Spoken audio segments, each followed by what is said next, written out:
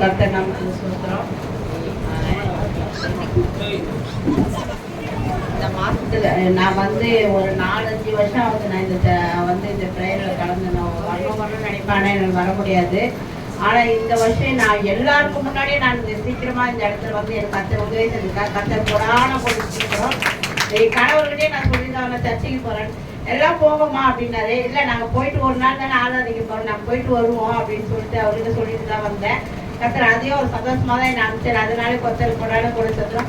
சீக்கிரமாக இந்த வருஷத்துல என் கண்ணால் கண்டிப்பாக நாங்கள் பண்ணுற ஒவ்வொரு ப்ரேயரும், காலையில் ப்ரேயரும் ஈவினிங் ப்ரேயர்லையும் கர்த்தர் ஒவ்வொரு விதத்துலையும் ஒவ்வொரு மாற்றத்தை கொடுக்குறாரு எங்களுக்கு. அதே எங்களுக்கு பெரிய ஆசீர்வாதம் தான் எங்களுக்கு. ஏன்னா எங்களுக்கெல்லாம் ஜபம் பண்ணனாலே என்னன்னு தெரியாது இருந்தது. நாங்கள் இன்னைக்கு ஜபத்தில் இருக்கிறோம்னா எங்களுக்கு எவ்வளோ பெரிய ஆசீர்வாதம் தெரியுமா? ஒரு நாள் கால் அட்டன் பண்ணலன்னா கூட அது ரொம்ப மன போராட்டமா இருக்கும் எங்களுக்கு. ஆனா கர்த்தர் அந்த ஜபத்தை கூட எங்களை தூக்கத்தை எல்லாம் இது பண்ணி அந்த ஜபத்துல எங்களை கலந்து கர்த்தர் எங்களை ஆசீர்வதிக்கிறார். கொடான கோடி சோத்திரம். சீக்கிரமா இந்த வருஷத்துல நான் ஞானஸ்தானம் எடுப்பேன்னு என்ன ஒரு விசுவாசத்தோட இருக்கிறேன். கர்த்தர் அதையும் நேர்த்தியா செய்து தருவாரு. என் கணவனே சொல்லுவாரு. என் பிள்ளைகளையும் குறித்து எனக்கு ரொம்ப கவலை தான். அதையும் என்னை கர்த்தர் மாற்றுவாரு.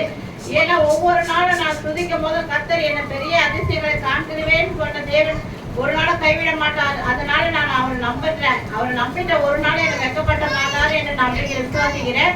அதே மாதிரி என்னோட வீக்கத்தை கூட கர்த்தர் என்ன பார்த்து பாருன்ற ஒரு வீக்கத்தை அவர் மேலே பாரத்தை போட்டுட்டா கர்த்தர் அதையும் நேர்த்தியாக செய்வார் என்று கர்த்தர் விசுவாசிக்கிறேன். கர்த்தர் நமக்கு சொல்றோம்.